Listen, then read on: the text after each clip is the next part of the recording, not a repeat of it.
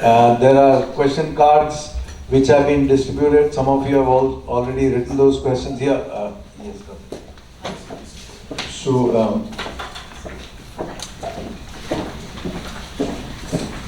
so while I thank the distinguished speakers for their very brilliant and very lucid presentations, I'm going to now this is going to be limited to a maximum of 10 minutes because we are running short on time.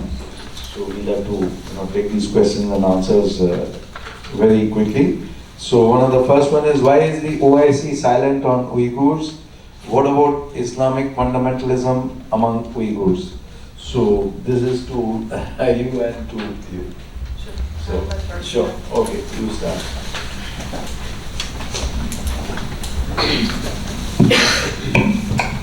That is a great question, actually. That's what we are wondering. So what happened is when the first detention came up to the media, the mass detention, OIC did condemn China's treatment of the Uyghur Muslims, but in early 2019, when OIC was having their session in UAE, and there was going to be a big statement against China's war on the religion and how they are treating the Uyghurs. However, the Chinese government came with 12 people delegation with suitcases full of money and contracts and all kinds of things to silence those countries. And they had the meetings, they stayed in the same hotel with the session, the General Assembly meeting was happening. So Pakistan is actually the main, the issue here. And so instead of condemning China's crimes against the Uyghur Muslims, they introduced and passed a resolution commending China's war on terror or China's war on the radicalized Muslims. So that's one problem there, because Chinese government is basically spreading mass disinformation. And also same time, most of those Muslim majority countries are actually somewhat, they don't have a free media, they don't have a free voice to educate the general public. And the majority of the Muslims, they don't know the details of what's happening. And those are the... Thank you. I think we'll stop here because, but these are still not very substantive reasons for me to understand why the Muslim countries can be bribed so easily with such small sort of things which are against their entire existence, religion, future. And you give some suitcases of money and you give some contracts and you say don't talk about it. Pakistan is of course a client state and almost a failed state. So for Pakistan's voice to be heard on international fora on Uyghur issues is again a very sorry state of affairs. That is a voice which carries in the Islamic countries. So I'll just request you to comment on that, Elfidar, if you have anything substantive to say. I'll just add to what Rushan said. China spends millions of dollars on their propaganda by, silencing, as Rushan said. So they are, for example, destroying mosques in our region, but they're building mosques in other Muslim countries to look good to the other Muslim world. So that's why other Muslims say, oh, they're not that bad, they're supporting us, but the reason is to play their game, to get some support from the Muslim world, and they're sending Muslim leaders to our region, showing them stage, dancing Uyghurs, happy Uyghurs, and saying there is no genocide. As you see, they're happy. Those are some of the techniques they use to blind. Thank you. But what I would suggest is that since this is a very important topic and there's a lot of interest in this amongst the very learned sort of group of scholars here, we should delve upon it in greater detail with the two of you taking on some of the other scholars later. Sure. Okay, towards the end of the during the lunch also. Thank you. Yes. I'm going to get on to the next important part, which is on the Assyrian side. And You have answered that question already, but I don't know why somebody to ask that. They can look at a slide. The question was, what can non-Assyrian sympathizers do to help the Assyrian cause? She has done that very well in her presentation, Karmella. The other question is, how does Russian treatment of its Turkic minorities compare with Chinese treatment? If there is a difference, why? Karmella. I'm not sure what the second part means, but the first part, we are facing existential crisis right now. Once upon a time, there were 2.5 million Assyrians in Iraq. Now there are 300,000 left. Throughout the world, there's only 3 million Assyrians left through the multi-generational persecution. And I already presented what is needed to be done now, or we're done completely. Our history book will be closed. The second part of the question, I'm not sure what that meant. Was that for me?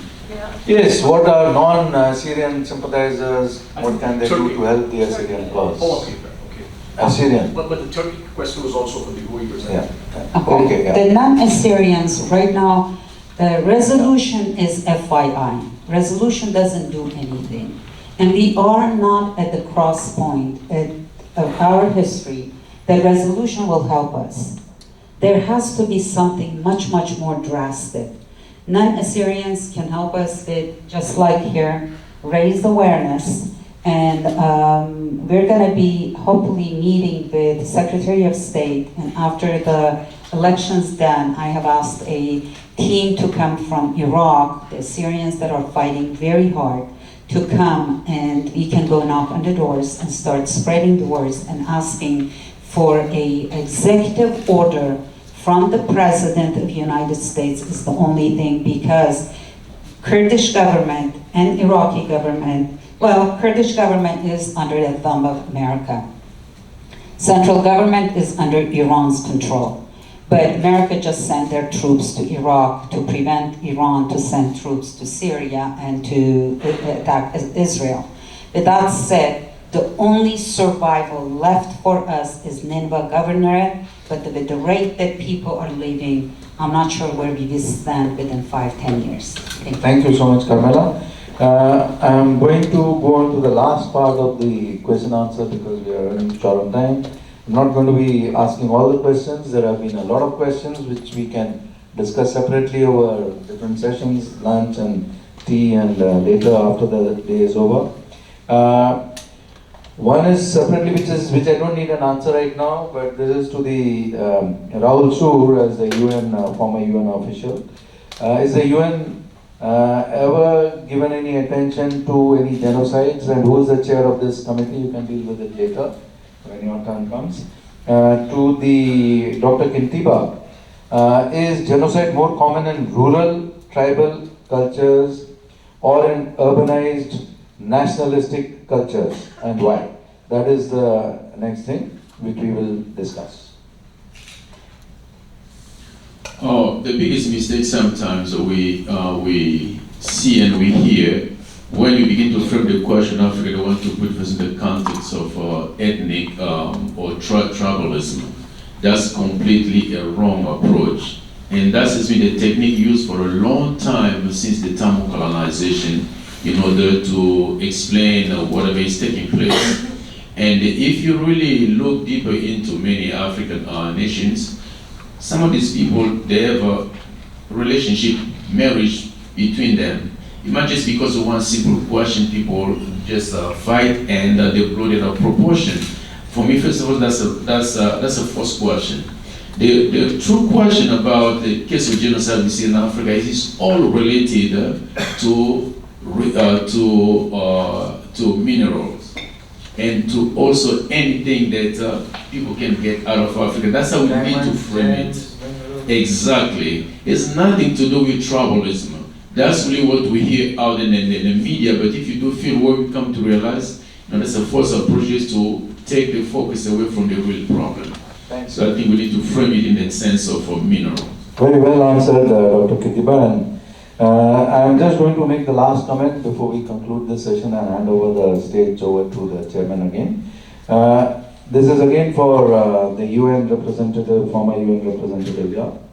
USCIRF Commissioner Nuri Turkle signed an India report that is disappointing, that is very disappointing, since India and the region around India suffers more from genocide issues of Hindus. That is one comment made by one of our participants.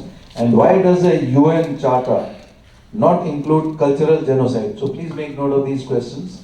If you want, I will give you these slips so that you can remember. With that, I now request the participants to give a very big round of applause to all the participants, to all the speakers, to all the panelists. Thank you so much. Thank you.